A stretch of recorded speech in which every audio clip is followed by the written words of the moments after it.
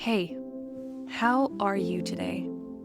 What is your body asking for right now? Maybe something that you haven't allowed yourself to listen to? This might sound like a really small question, but it is a big door. One that opens up the opportunity not just to understand this very feeling and this very moment. No, it's a question that helps us start a curious dialogue with ourselves. And that in turn gives us a chance to move past the autopilot choices and into something more flexible, more adaptive, a sustainable way of being that feeds our well being, that supports us in all that we want to do throughout the different seasons of our life. A question that we can use as a practice, not just as a pill. So if you've arrived here searching for a quick fix or to educate yourself on the latest trend, now might be the moment to press pause and go sit on a bench facing the sun for a moment instead. Because it may sound like a really small question, but if you want to feel good and healthy and content, not just in one moment, but overall and across time, it's a question that you will never stop asking. And if you are coming along to explore with Joanna and I, keep asking it. Listen. Be curious about what you hear and what it creates in you. The resonance, the lack of resonance, the friction, the triggers, the agreement. And let's see what we can learn together.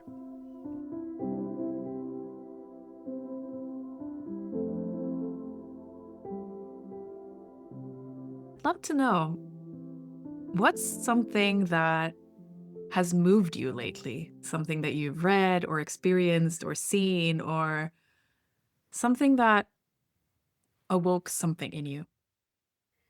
I think music is the one that transformed me the most emotionally in the past year, I would say. And it was honoring a little bit my feminine side and my emotions because throughout the years, I just realized that after starting to study Chinese medicine, but I was very analytical and I was very practical also. And that is compensated in the real world, but always pushed my emotions and all that feminine side, And music allowed me to do that in a way that a couple of years ago, I tried to do therapy. And everyone talks wonders about it. For me, it didn't work. I think that I would leave the sessions in a way that I was really sad and exhausted, depleted. I was completely depleted. And I thought, is this supposed to happen? And it is interesting when you explore art, and for me it was music, but the same thing when you dance, when you paint, whatever it is, it allows you to kind of decompress and explore the feelings that you have in a such natural way. And that was the most transformational thing that I went through because I think that I gained a new confidence in myself, in the feelings that I was feeling, but I exercised at the same time, pain, traumas. So definitely music. Mm, I love that. Did you make music, or was it more listening, or how were you interacting with it? Okay, since I was a little girl, that music for me was something really important. And for many years, it was something that I thought maybe I will pursue this in a very professional way. But again, traumas and adulthood, I soon started to realize I always loved science and I was very divided by following science and music. And here in Portugal, I know that in different countries they treat education in a different way. But here in Portugal, you need to choose a path. You cannot choose a subject. It is not possible. So you reach a point in your high school year, I think it's your junior high, you need to choose if you want to go and pursue science or if you want to go and pursue art. And I remember thinking, oh my God, how can I choose? Because both are part of me. I loved science. I love biology, chemistry, everything, when you need to put everything together. I love that. But then I thought, but art, it's where I can breathe. So science for me, it's where I can understand things. And art is where I can breathe and explore my identity. And I started to realize that I had to choose. And the reason that I chose science was if I don't pursue science right now, I know that I will not be able to go back. I knew it because you need a train of thought. You need to have that agility, solving math and physics and all of that. And when you stop for a very long period, it is possible to go back, but it's harder. And with art, I didn't feel the same. Don't ask me why and how did I know that, but I didn't feel that way. I thought I will be able to pick that up. So, long story short, I always created music and always created lyrics, always. But last year, I started to invest, like, I started to take classes. I even did an exam for the Royal Academy. The final result was merit. For me, it was accomplishing things and, oh, maybe I'm not so bad doing this. That's validation. That's, I think, every artist doesn't like to pursue, but it likes to have. And for me, was kind of validating in a very more professional way that I could do that I could actually, all those songs that I was always suppressing, I would always have my phone and a notebook and I would write lyrics. And I think it was last week, I was organizing a couple of things and I discovered, oh, I have this lyric here. Let me read it. Really interesting. So for me, was putting everything together, like putting the instrument, songwriting skills, and the lyrics that I did. Mm. Thank you for sharing that. I love it. And actually, when I'm listening to you, even if you made this distinction where science was about creating understanding and art was about breath, it's still listening to you still felt like each were their own language Yes. and each were their own expression speaking into you and through you in different ways. And you know what? I think that more people feel this way, even with different subjects, because I like to describe myself, and this was really hard to do for a very long time. But I remember when I entered the corporate role, people will say, you need to describe yourself. And for me, it was like a nightmare. How can I Mm. describe myself? And just last year was the first time that I was able to describe myself as a creative polymath. And I know that it sounds like very expensive, right? Oh, a Yes. creative polymath, what is that? I want to be that. But a polymath is the person that by default, it is very interested in going deep in different subjects. And creative is what it describes me. In everything that I knew, I have to create something. It can be music, it can be knowledge. You can create knowledge by teaching. And I think other people, I don't like to use this word, but suffer the same. That is, oh, I love to cook, but I also love to teach science. And they have this hard time combining because society molds us to be one thing and you need to discard everything else that you are. And I think that's not sustainable. That's why you have so many crises along our journey as living beings, because it's when we realize, okay, what I'm doing, it used to fulfill me, but now it doesn't. And you see that has a problem, not has actually a transition to something good, because suddenly you don't have the foundation that you had for years, because that was secure, that allow you to explore new things, but it reached an end, and we are not prepared for that. No. I I really appreciate what you're highlighting here because I think I'm also a person with a very wide array of interests and different languages and cultures represented in my life. And I always really struggled with this necessity for labeling Yeah, and narrow choices and paths and this notion that there can't be anything happening across yeah, or through in different ways. And definitely in the last few years, what I'm observing, or even just looking at the world, at the state of the world as it is, and it feels like the corridors are narrowing on us, and it's Yeah. becoming very polar in so many ways. And I think a question that has been present with me for years now is that how do we embrace our multitude rather than, Hmm. as you were onto before, like suppress it, ignore it, think that it has to be this linear thing of first I'll be this, then I'll be that. And then we're surprised that we don't feel well and we don't feel full and we don't feel whole, Yeah, but we're not. exactly. And I like to compare this with, I think that a lot of people are familiar with this term that I'm going to use. I don't know if I'm going to infringe any copyright here, but Horcrux. So I'm a big Harry Potter fan. And I was having this conversation a couple of months ago with my boyfriend, and he was saying, "Oh, maybe I'm going to start this YouTube channel. And but in this channel, I'm just going to put this. And if I want to do something different, I will create a different channel." And I remember thinking, why do you need to do that? Like different channels. You are not a horcrux, so you don't need to split your soul into different things. One channel will summarize everything that you do. And if it is different, it's okay. But why do you need to put split so many things like you're organizing like files? It doesn't make sense. You are a person. You cannot split your soul. And I think that is exactly that with what we do nowadays.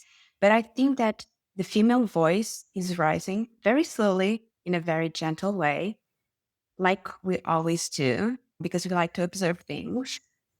But it's like pushing that, like, no, we are going to embrace multitude. And then society still does that. And technology, since I think it's still a little bit male on that, tries to narrow and narrow. And women are like, nope, we are not going to do that.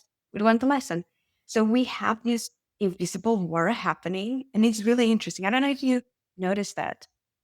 Yeah, I definitely see a lot of imbalance, I would Yeah. say.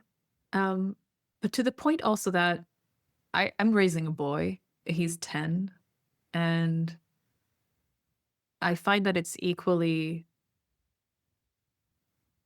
that there's sometimes also no healthy images of a masculine, Mm-hmm. of a good Mm-hmm. masculine, because I Yeah. think, especially being a creative soul, as you and I are, if there isn't a masculine force in the sense of not a man, but a Mm-hmm. masculine Yeah. energy, it's chaos, It right? is.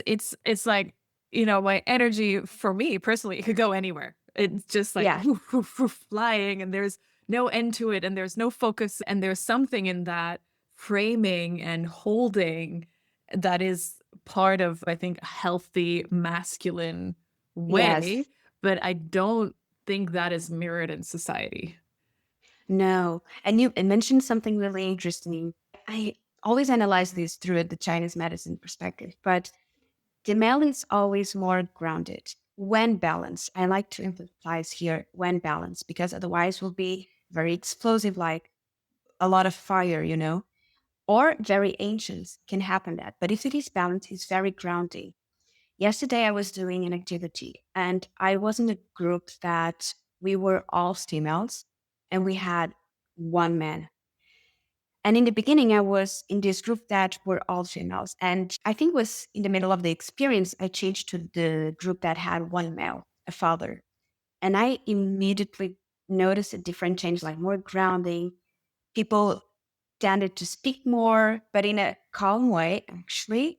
Um, so it's exactly what you're saying. You need both, but we also have both inside of us. So females have both the male and female energy, and the same thing with men. We don't talk much about this, but you can have a female energy as a man also, and you need that. We both have both energies. Mm. I think it's I think it's a very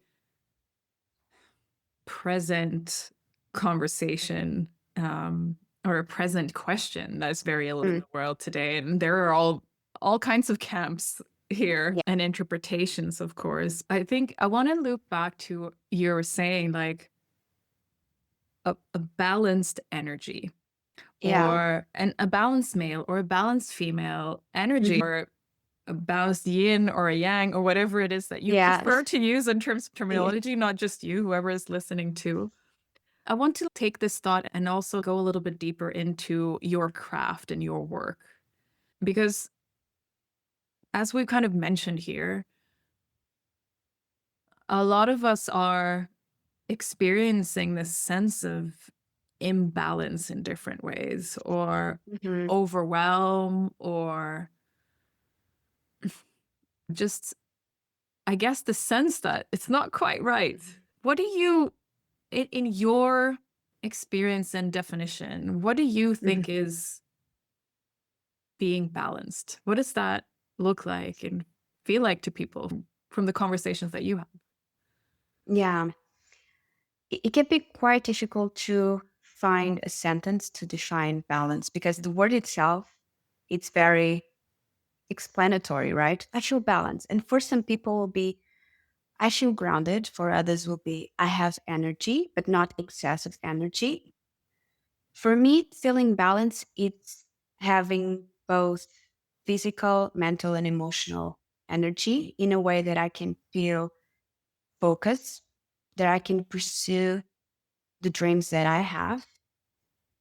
It's almost, I think it's easy to describe with the opposite. I don't feel tired. I don't feel fatigued. I don't feel overwhelmed. I don't feel even anxious. I think I prefer to say what I don't feel. For different people would be something different, feeling balanced, but it's feeling like almost, if I could describe in one way, it's almost like feeling this peace within, feeling energized, but still with peace, not happiness, not sad. It's like this neutral point, peace, Peace. Yeah. yeah. Inner peace. Inner peace. I can relate to that. And I also love what you're pointing out that sometimes it's hard to pin down what feeling harmonious or balanced Yeah. might actually be. An exercise that I've done with a lot of clients that I work with has been to help them identify their non state. Instead of saying, this is what it feels like, balance or harmony or whatever, however you want to label it, always feels this way, because it might not be true. As you say, you might feel sad and peaceful, you might feel happy and something else, and Yeah. you will feel balanced. So quite often we talk about this non-state. Okay, but this is for sure a sign of my own imbalance or misalignment or sense of coming from a place that doesn't feel like me, that doesn't feel authentic to me, that doesn't feel like it is in any way honoring my own energy, but just Hmm. sucking me dry. And then it becomes more easy to be curious from that place of saying, exactly as you're onto, okay, I'm here and this isn't it. What is? Yeah. What am I moving towards? And I like that inquiry. I think it allows us to also stay open and not be perfectionistic about Yeah. our search for a more grounded state. Yes. Because I think also when we attach too much to it and we go, oh, unless it's this, I'm not there. It's very difficult, It especially as is. a woman with a cycle. It is true. And you mentioned that that specific point that I don't know if I was trying to avoid because I was like, I'm not going to complicate this subject, but I'm going to. Go Yes, for let's it. let's complicate it. I remember when I had this illness that I didn't have my period for 2 years. When I was recovering from that, feeling balance for me was being able to digest the food without having any problem, without having the feeling of the food sitting there for hours, being able to move, not excessively, like just go for hikes or do yoga and feel that I could actually do that until the end, not because I was completely weak, was having clarity, because most of the times I would have brain fog.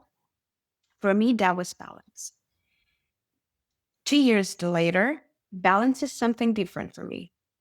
It's something I have energy to pursue, and I have a different bandwidth even. I can push myself sometimes. I will be very attentive if I don't need to push myself. I am able to match the energy in the room even before I couldn't, before I would be very overwhelmed. Um, Now I have also the energy to chase other things that before I wouldn't. I was just surviving, like recovering. And those are two different types of balance in two different stages of life. So that is the first thing that I would like to share with you, this personal experience. Now let's complicate things. So as a woman, as a person, let's go first as a person. Doesn't matter if you are female, male, or if you identify yourself with a different genre. There is this thing that is seasons, and you feel balance in a different way in spring, summer, winter, fall. It will be different. And we need to match that. If you start to be very aware, self aware of that, you will feel that in the summer, you want to expand the energy. You want to go the extra mile because you have that energy. If you are balanced, if you don't have any illness, because that's a different subject, but if you are normally healthy and balanced, you will feel that. You will go for extra activities. You will do better at the gym. You will even do better at the job because you are like, oh no, I have this extra energy. Let's go for it. But in the winter, you will feel more not sluggish, but you will be like, oh, I don't want that. Oh, I need to go to that cardio session. And you'll be like, I don't want to. And that's normal. That's the first thing. You feeling balanced during those times, it's completely different because in the winter, you are supposed to rest more, to do less activity because you need to conserve that energy. Because if you do the extra mile in the winter, next spring, you will feel that you will not have the same energy. Now, let's go to the female example. Our cycle is precisely every single month, these seasons. And you realize that, okay, if I am in this follicular phase, I will be in my spring, summer, I will have energy. But if you have your period, it's winter. So you are not supposed to go to this, I don't know, crossfitting session and 6 minute cycle. No, you are not supposed, you're supposed to do yoga, Tai Chi, or simply just lay down. And that it's different. And TCM is very kind on that to allow you. You need to ask yourself, you need to be responsible. That's the thing. People don't want to be responsible. They want to have, oh, this is the answer. Just few people will ask and take accountability. What is the thing? How am I feeling today? First question. Second question, what do I need to do to feel balanced? What are the things? What are the states that I'm in right now? Both in your own health, right? And also in the season that you are in. And when you have this knowledge, you start to have different answers. It's something that I realize even with my clients, because sometimes they will say, oh, what you are describing, I felt it. Oh, finally, someone is explaining to me different concepts that actually make sense. Have an open mind and ask that in a very kind way to yourself also, because sometimes you might find yourself answering something that you are not prepared to hear, right? It's like you want to be super fit, but imagine that you don't have the energy to go and lift weights and do the exercise. What is the priority here? Mm. Yeah. Does it make sense? Yeah, it makes sense. So, a little sidebar for anyone who's listening. And you mentioned TCM, which is traditional Chinese medicine. I just wanted to lift that out and make sure everyone's following along. Um, and I also love what you're highlighting here throughout your different stories. I think for me, for example, throughout my 20s, 30s, I've always had this image of being healthy and having that be a conversation that I have with myself, with my body. And just as you were pointing out, in different seasons of these years of my year, it means different things. When I was in my early 20s, I would go for runs. I hate running. Like now, if you would force me to run, I hate it. Do not run. It doesn't make me feel good. It doesn't make my body feel good. I choose other forms of exercise and they're excellent. Before it would mean making certain choices about my sleep. Now it's other choices about my sleep. Now it's other choices about my life and when I start and how I do things. And it's still health, right? Health is Hmm. still the Yes. umbrella, as you're saying, like balance or whatever is your word that you're choosing to Yeah. measure your choices against is still the same, but the shape of your answers is going to be different every time. And even to draw a parallel to just I think creative expression and creative work, that is the same. Sometimes we carry this feeling, the sentiment, something that wants to be expressed.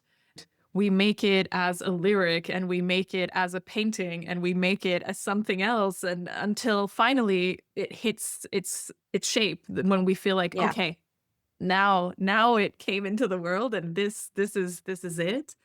For me it's a very similar relationship there where is really about allowing that to be not a one-off decision, but a dialogue. Hmm. Exactly. Let me ask you, what was the turning point for you? Realizing that, okay, uh, I hate running. I will stop doing this. What was the turning point to realize that you were doing something that you hate was not good for you, maybe? Oh, I love that question. First of all, I have a bit of a bad back. I have a tiny, tiny scoliosis that you can't see, but I can Hmm. definitely feel it. And I think when I was younger, I would push it a little bit more.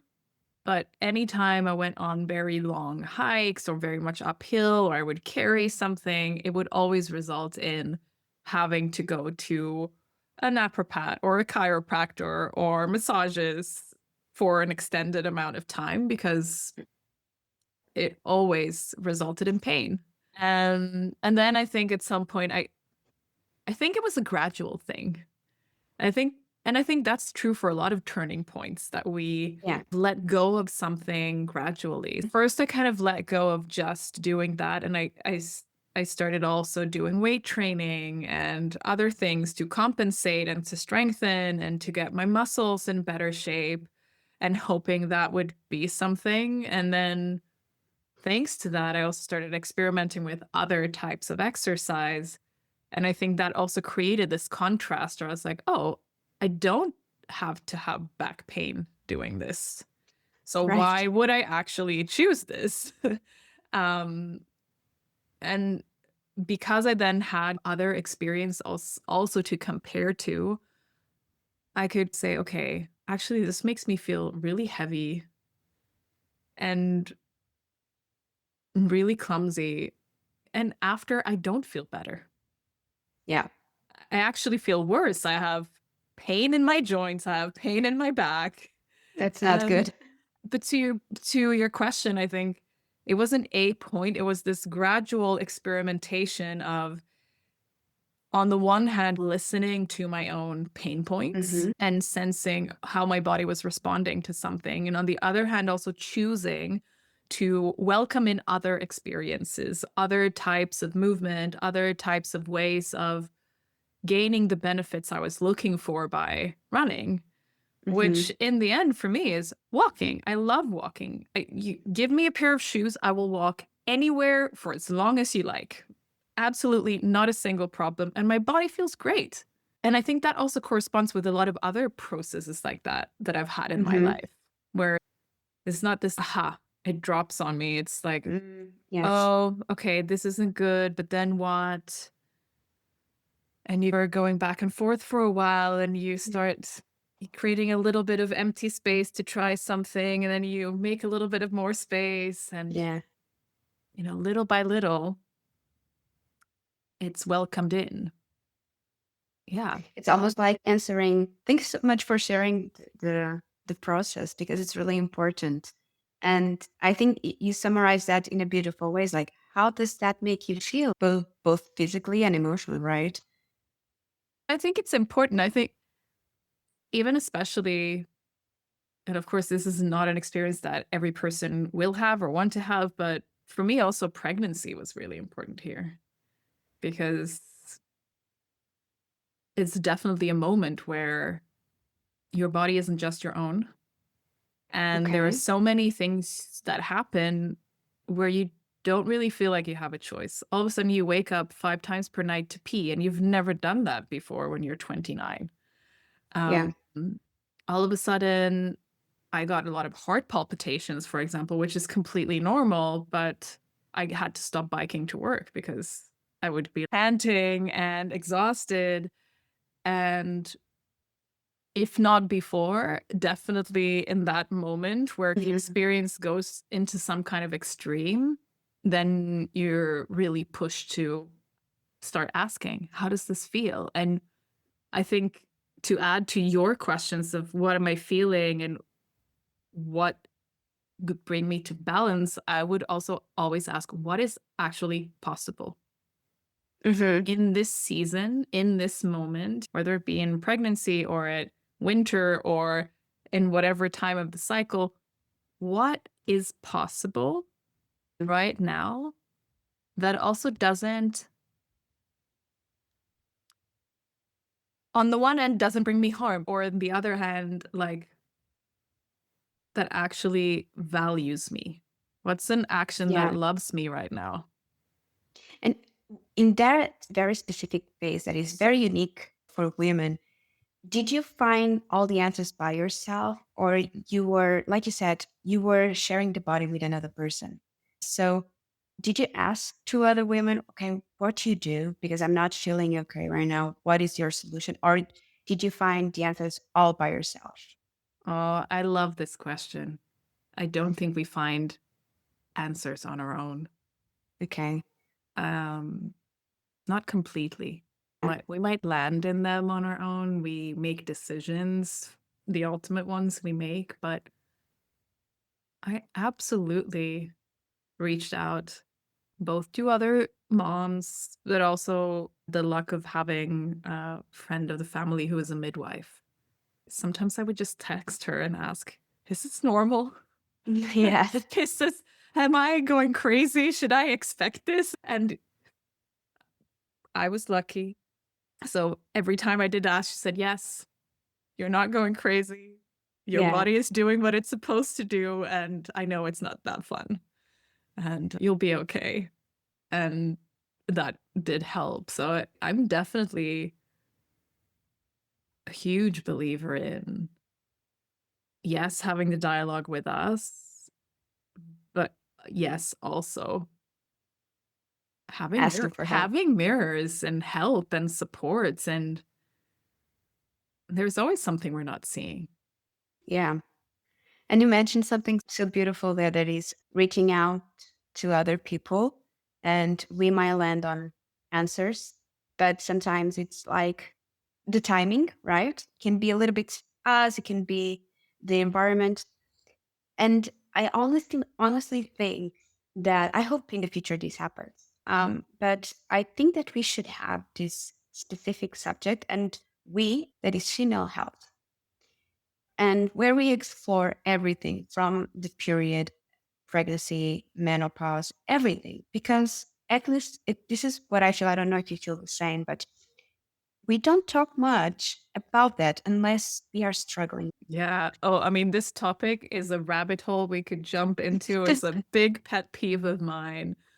How little we actually know about female health in particular, but also holistically Yeah, viewing our bodies and understanding how everything interacts within yeah, us to a much greater extent, which is why I love that you're saying it's not really alternative it's medicine. not. It's just different doors into understanding ourselves.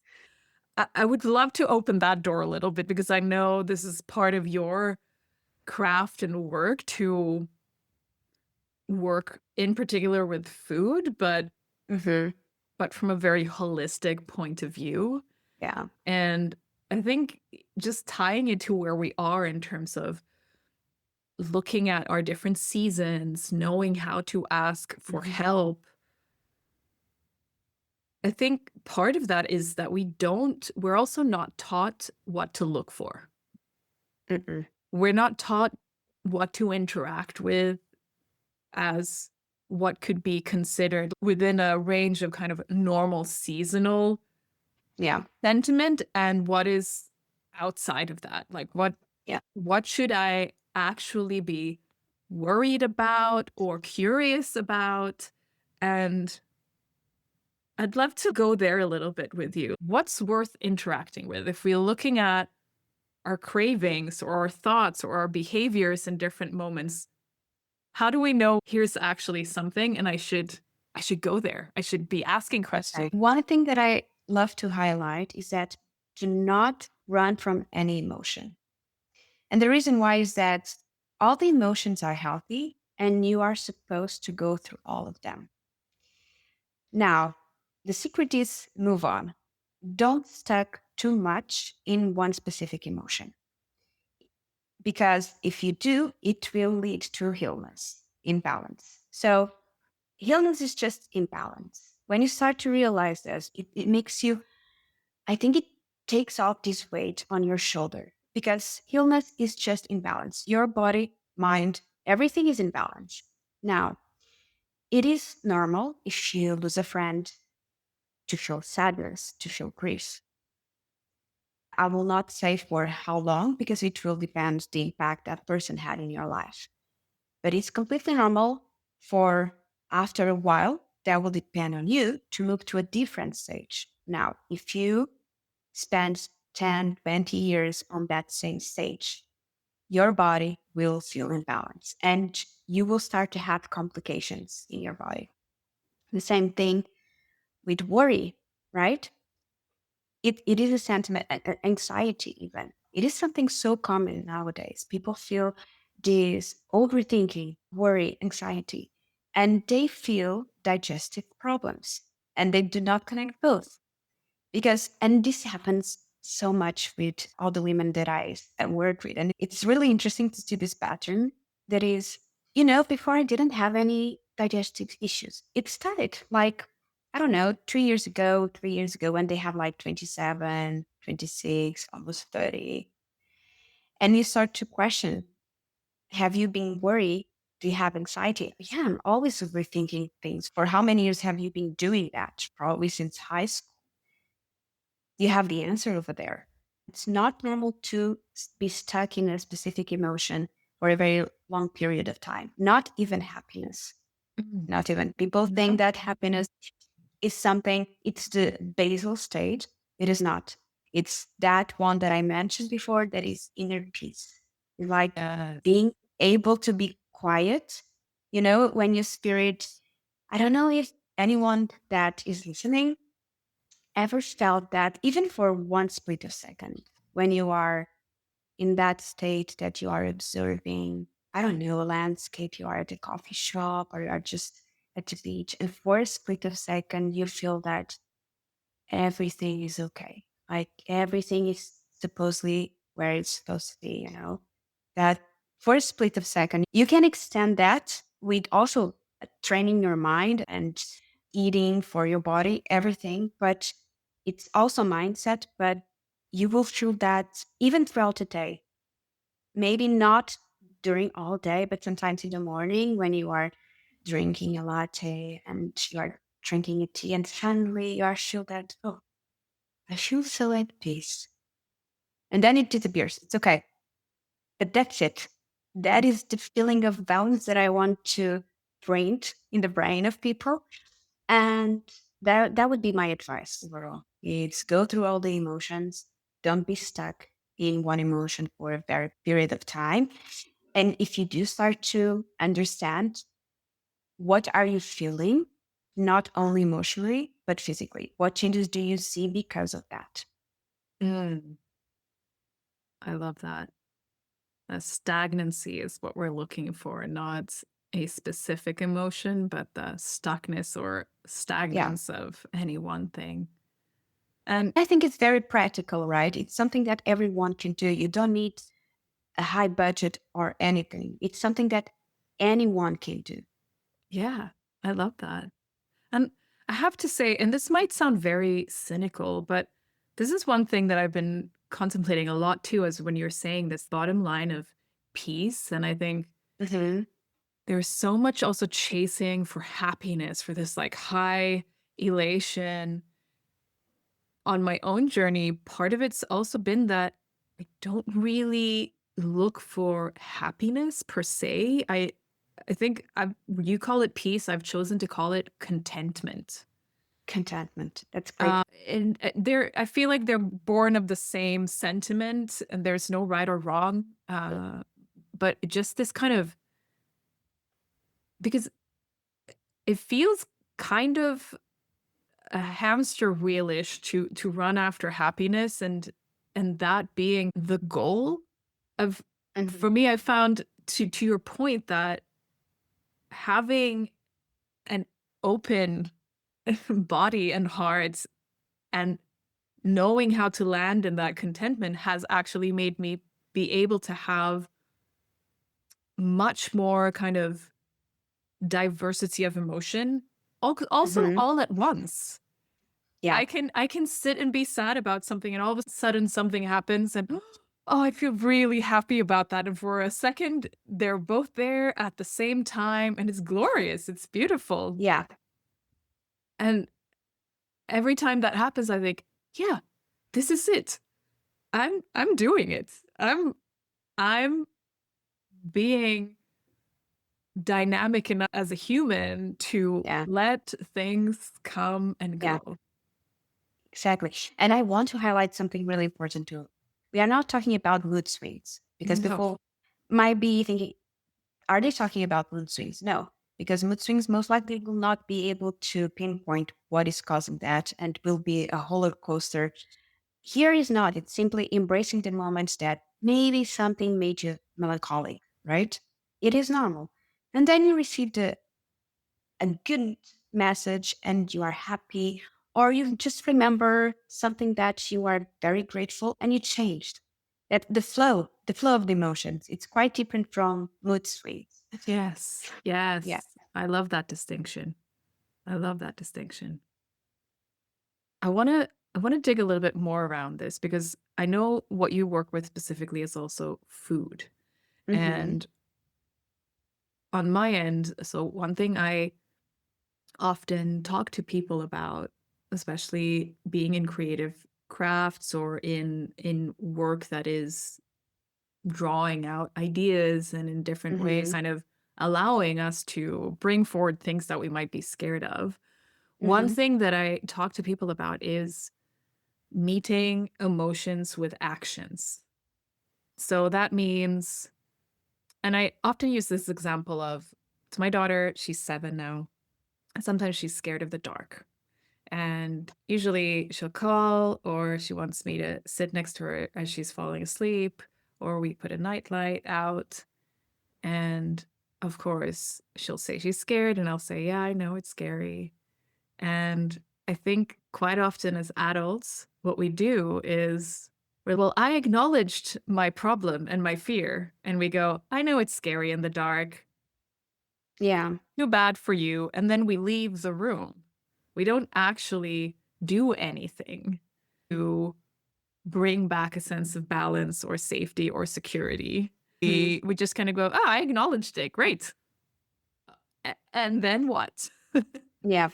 And then what? How do I meet this? And I guess this is what I'm curious about also, because we're talking about emotions and flow, and it's ways and tells of showing us where we have potential imbalance and stagnancy in Hmm. our bodies.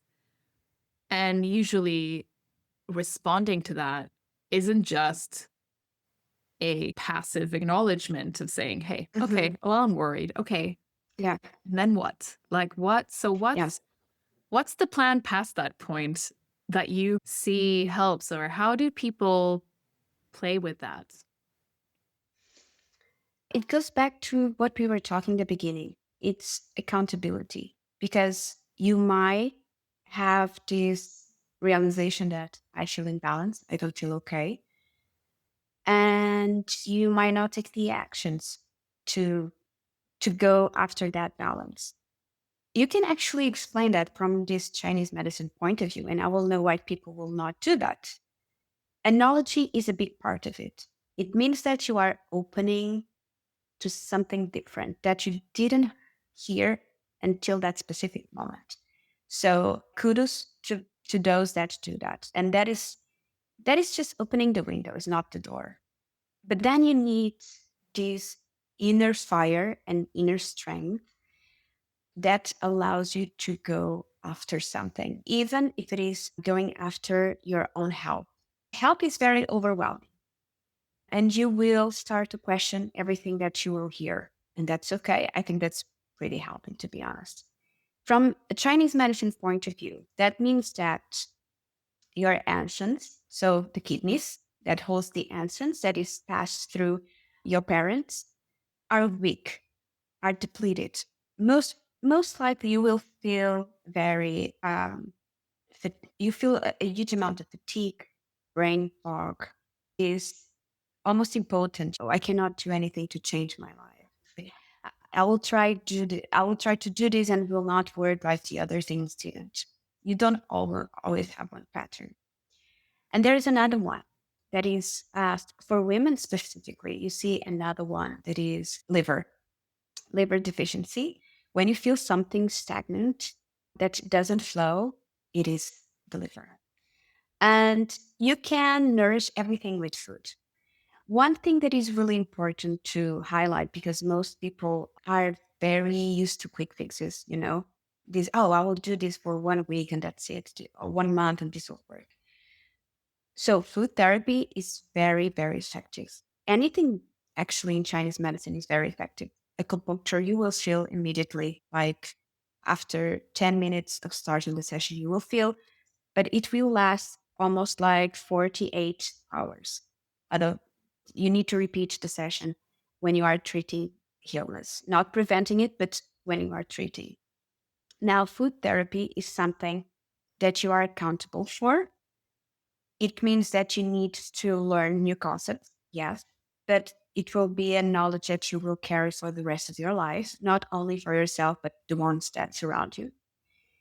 And you will start to see how not only preventive it can be if you are in that stage, but how it can cure actually be. And it's very gentle. One thing that we need to start to be obsessed, and I'm going to highlight being obsessed, it's being gentle in recovery. You don't want to go from 8 to 80. For the body, it's really extreme unless it's something acute. This is where I like to also highlight. I'm not putting the Western medicine that, oh, it doesn't work. No, it works. You need both. That's the thing. You need both. If you have something acute, right, you break the leg. You are going, of course, to the emergency room. You need heart surgery. Okay, go for it. But then the after, because you were not able to prevent, but the after, you need to combine with other alternatives. Basically, it's being kind, it's being patient, because a lot of people get dismotivated because, oh, I I was not able to recover from this for, I don't know, after 1 month. It is not one size fits all. That's the thing. I will give you two specific examples. So I had one patient that had digestive issues.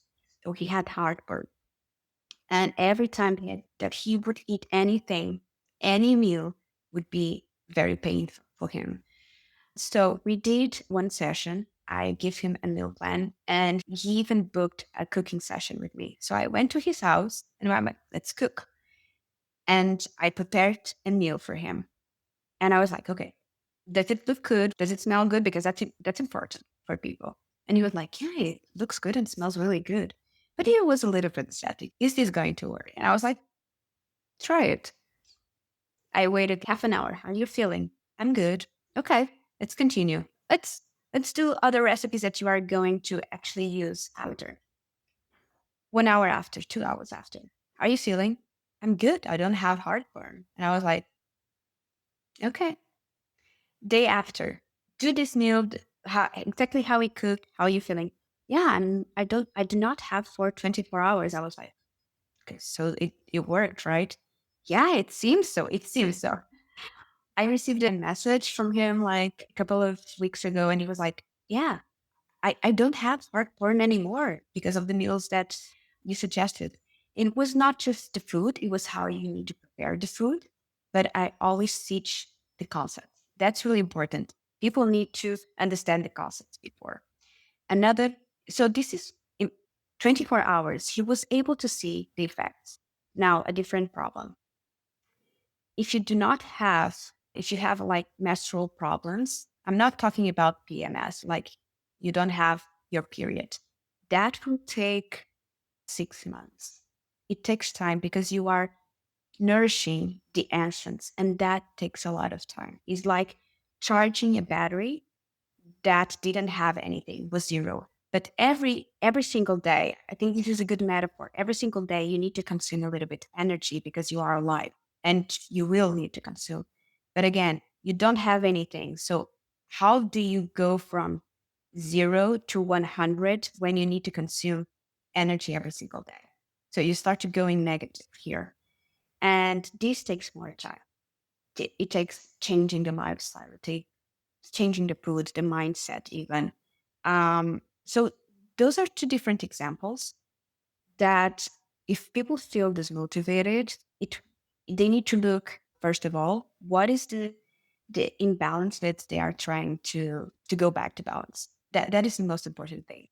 And then be gentle, and be kind to your body. Also, I think we also ask a lot of our bodies all the time. Oh, you need to do this. No, you need to be able to. No, maybe you actually do not. Oh, so many things are resonating that I'm listening to you. One thing that's very present is this how much we're used to taking a pill for Mm, something. How much yeah, we and I think it's not just for our health. I think overall in society we're used to being able to flip the switch and it works. And hmm, I remember a few years ago, I went to a Chinese doctor here in my city, and I had a very fatigued body, and I was also hoping for some cups and some needles, and yeah, and it would be great. And she looked at me. She goes, "How long have you been feeling this way?" And I said, "Yeah, probably maybe 9 months." She goes, "Okay, that's how long it's going to take you to heal it." And I was like, "And there's nothing else I can do?" She's like, "No, you need to drink water and sleep. This is your priority." And I remember I struggled so much to wrap my yeah, head around the fact that it would take time, which is why I love the things that you're highlighting here about understanding why. And I'd love to like just go a little bit more into that. Because you mentioned here understanding why, knowing what the root cause is, but also the reason why we're choosing a certain hmm, path, yeah. understanding the imbalance and being gentle. And yet I'm left with this question that I'd love to explore with you is how do we help ourselves stick to it? Because as you're saying, we're talking about a lifestyle change. Yeah, it is. It's not, we can't go just take it off a shelf in the supermarket. It's a commitment that we're somehow setting ourselves up to stick to that is different from what we've done Hmm. before. It might be very different. It might be a little different. Sometimes they're Yeah. equally difficult. How do we help ourselves to do that? Start small. Mm. Start small and be very practical. And it can be understanding, first learning the concepts of, okay, why this is happening. And then it can be changing one specific meal, like breakfast. Okay, what do I do for breakfast? What do I need to change here? Let's do just that. And you will feel the difference. Um, or noticing when I do this, how my energy shifts. Starting small and then you increment. Again, Chinese medicine will never say to you that you need to go from 8 to 80. Never. It's being kind. Being kind is doing things little by little and being practical about them. Something that is doable. Because it's like you said, oh, you need to just rest and drink water. And automatically it's like, yeah, but I need to do other stuff. Like I need to work. I have things to do in my house. I have other responsibilities. How do I do that? Right. And it can be as simple as, okay, instead of waking up at 5 a.m. and going to the gym, I'm going to sleep 1 hour, an extra hour. And instead of going for a very strong hike, I'm going to do some stretching and I'm going to drink tea and I'm going to teach myself mindfulness because it can be something really interesting. A lot of people struggle with mindfulness. Mm. And it is something that will be different for everyone, but being able to be in the present moment and at the same time feeling okay, right? It's not an easy concept because a lot of thoughts will come in, a lot of thoughts will go out, and that's part of it. But it can be just like that. And you drink water and you realize, oh, water is is actually cooling the body. I feel that the water sits there for a while and you start to realize, but when I drink tea, it's good. Okay. Okay. I can do that. I can drink tea and I can sleep an extra hour. And then you start to add more things to your plate. It will depend on the situation. I love to work with people one on one because of that. I feel that the personalization of one on one, it's where you see the full transformation. But that's it. It's understanding for that specific person. What does that mean? Because you can have a different person on the same situation that you were in. It can be a different approach. Imagine that that person was not doing even much work. It was like, yeah, but I don't work much. Why do you say that I need to rest more? Yeah, but you do not work much, but you overthink much. Are you always daydreaming and overthinking about everything in your life? And the person probably will say, yes, I am. Okay. Now we need to educate your mind. You can actually work, but be mindful while you work. It can be so different, you know? For me, that goes back to what you were saying. I wrote it down as you were talking and I circled it here. Nourishing the essence Yeah. and how each of our essence is different. Yes.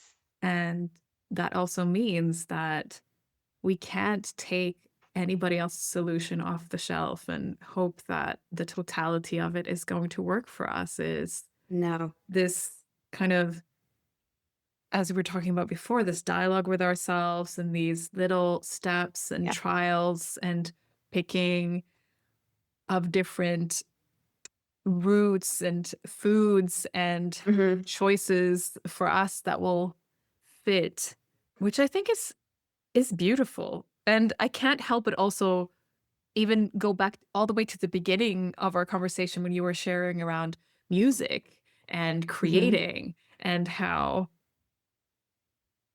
I feel like that's the same. We start small and we get to also see what happens when we do this and if that works and if it doesn't. And it's the same. It's the same of like little steps, little questions, some kind of gentleness. I love that word. And I think, wow, how hard it is to give ourselves gentleness and grace. It is. So much more than I think we understand, and particularly in this world that asks Hmm. a lot from us. That one is a big deal too. And I love that you highlighted, especially the patience, which I think personally is one of the hardest things. And yet I always find myself saying, well, whether I have patience or not, I still Hmm. need to practice it. I still get to be tried. And Yeah. And it doesn't matter. It doesn't matter if I feel impatient or not. I'm still waiting. I think it's not only our society. It's not easy to be online. Being online and being patient, it's not easy. And you need to reframe that every single day in your head because you have so much noise. You have that is what happens. And it is not only strategy, but it's like planting a tree. And Chinese medicine takes always this metaphor. You will not plant a tree and 1 week after it will be giving you the fruits. And if you even compare to your own life, until you have reached the point where you are at in your life, you started probably in preschool. We forget about this. We started in preschool, social skills, doing some art, right? And then you started to learn how to read, math. Then you incremented the knowledge and the complexity until you, if you follow by any chance university, you study a degree. If you did not, if you went something practical, you acquired the skills and you reach a certain point. And how many years that took you? Like 15, 20 years? It takes a lot of time. But nowadays, when we shift to something or we start something, it's like, oh, yeah, I'm going to give 2, 3 months and this needs to Work. work. Yeah. It might happen to some people, but I think sustainable work lasts longer. Yeah. Sustainable work lasts longer. I think that's really important for us to even find a balance when I, look, I'm not saying I'm not perfect. I will find these struggles also. Me You too. get frustrated, but you need to go back and like, wait a minute. I need to first of all to nurture the roots because if the roots are not strong enough, with the weakest wind, I will fall. Mhm. And you do not want to do that. You want to bend and go back, bend and go back. Yeah. That's that's what gives you the strength and what will give you resilience. And that is really hard to achieve in a long term. Yeah. Uh, that's something I worked with a lot in my in my time of doing all kinds of different things. But I've come into that question often of I think we confuse sustainability with continuous output. Sustainable is, as you say, is lasting. And that means it's might not even be resilient. It is probably regenerative in some way. Mhm. It allows us to be in these different cycles and seasons, be in our winter, come apart, peel things off, take it easy, and then come back and bounce back. I think there's a very kind of linear view on that, on Mhm. sustainability and those things where we're missing the point of seasons and of also keeping at it. Also, there was a thought that arose when you were talking before about mindfulness, and I think it somehow also ties to this where I was listening to a yoga teacher, and I cannot for the life of me remember her name. She was saying how actually all of the physical yogic practice, all of the asanas, they are there to get you into savasana, to get you Yeah. into a meditative state, which means this is where you're kind of working through, same as when you start to sit down in a mindfulness practice, your brain is all over the place. Yeah. Your head is ping-ponging everywhere and you can't concentrate. For me, I facilitate and use breath work a lot, which Mhm. the breath also is similar to a yogic asana. You kind of get to give your mind something to do, and it Mhm. eases the mind into a more, sometimes, not always, not even always. Sometimes the Mhm. practice is just going, hey, I was really in my head for these 20 minutes or however long the Mhm. practice was. And I showed up. True. And that was it. It wasn't perfect. It wasn't amazing. It didn't give me any huge ahas. It was sometimes I get to also just check the box of showing up for the practice and myself knowing this is a nurturing choice I'm making. As long And as it makes you feel good, right? Let's go yes, back. It Does it? makes me feel good, and I know I'm doing this from a place of nurturing, and I'm doing this from a choice of being sustainable in the long Yeah, term, not, "Oh, I'm hoping this will perform some miracle on me." No, it is yeah. a practice that I'm choosing. It's not a cure, it's not a pill, it's a practice. And you said something that I resonated so much when I started to do yoga a couple of years ago. A teacher said something really similar to what your teacher said. Several moments that start to align, and suddenly you reach the point of change to a different season of your life. But he said something, I'm not sure if I'm understanding. He said, you think that you are doing here the positions, and that's the goal of the practice. And it is not. The goal is to have a controlled breath while you are practicing all the positions. It doesn't mean that the positions are not going to be challenging, yes, and you are going to stay in that position for a very long time, but that's not your goal. Your goal is to control the breath, because if you control the breath, you control your inner state, and if you control your inner state, you control your mind. And I was like, whoa, that's so powerful. I have no idea what that means. And after years after, I started to understand, oh, that, okay, now makes sense. And exactly that. We think it's about the positions. It is not. And that's very powerful. It really is. And I think it goes back even to what we were talking about being present for what is Yeah. flowing through you. And I always am reluctant to use the word control, but having, yeah, knowing what's going on. Ooh, there's so much we could talk about. Yes, let's do it. So much more. But I also want to honor that we put a lot into the ether today, a lot of different Mhm. perspectives, stories. I want to invite people to listen on different terms than they usually do. What could they do with, say you're listening to this, Mhm. and you kind of feel something as you're listening. You go, "Oh, this is me." Mhm. What to do in that moment? First of all, reflect on how you're feeling. Both start asking your body questions, because how do you feel? That's the first thing that you need to understand, both mentally, emotionally, and physically.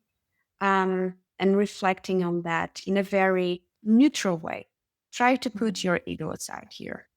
Truly honest uh, answers, and start experimenting small, both food and lifestyle changes that align with what we've been talking about, that align with what makes you feel right. Because at any point, if any advice that, or even guideline or direction that we talked here, if the person says, yeah, that doesn't make me feel good, don't do it. I'll be the first one telling you that. Like, don't do it. You are not supposed to endure in pain or being uncomfortable. But be curious. Being curious is one of the most amazing skills. Be curious and be brave about experimenting with small food changes, small lifestyle, small different mindsets that you were not open to it until now. And do it incrementally. Mm, I really love that as Mhm. an invitation for integration, the small steps in curiosity. That's really beautiful. That's really beautiful. Curiosity, I think, will make you go far. Yes, it will take you a long way. A couple of years ago, I recorded a podcast episode with a woman called Pia Lauritsen. She has a PhD in questions. And one of the beautiful things that she taught me is, and I don't always succeed in bringing that nuance into every conversation, but she said curiosity is the positive side of questions. Doubt is the other, and doubt is equally useful to us. Wow. And I love that. I think I'm going to replay that sentence. what landed for me in that moment was, oh, doubt is just another reason to ask a question. It's just another invitation to tell us we're like, hey, I need something more here.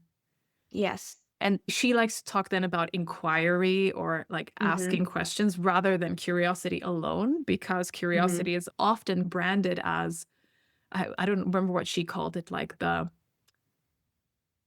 happy cousin of questions. Mm-hmm. Yeah. Whereas doubt is quite often seen as associated maybe with anxiety or fear, or which it can be, but not always. Sometimes it's a Mm-hmm. compass.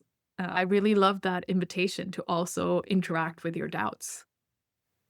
And I think that's good, right? Because if you have doubts, you are, again, like she said, you are questioning.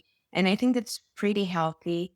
Even in this holistic branch, I think that you have more people questioning, and I think that's good because you want people that question, because it allows you, again, and I will emphasize this, as long as you go to the next stage pretty quickly, otherwise you will feel anxiety, but it will allow you to kind of reframe how you're saying things and how you are approaching something, and it can be very healthy.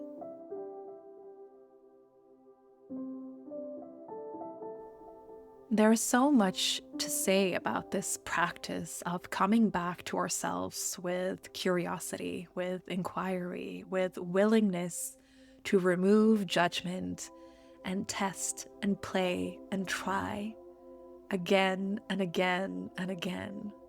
Not because we're looking for perfection, but because we know that this conversation that we're having with our bodies, with our choices, this is it.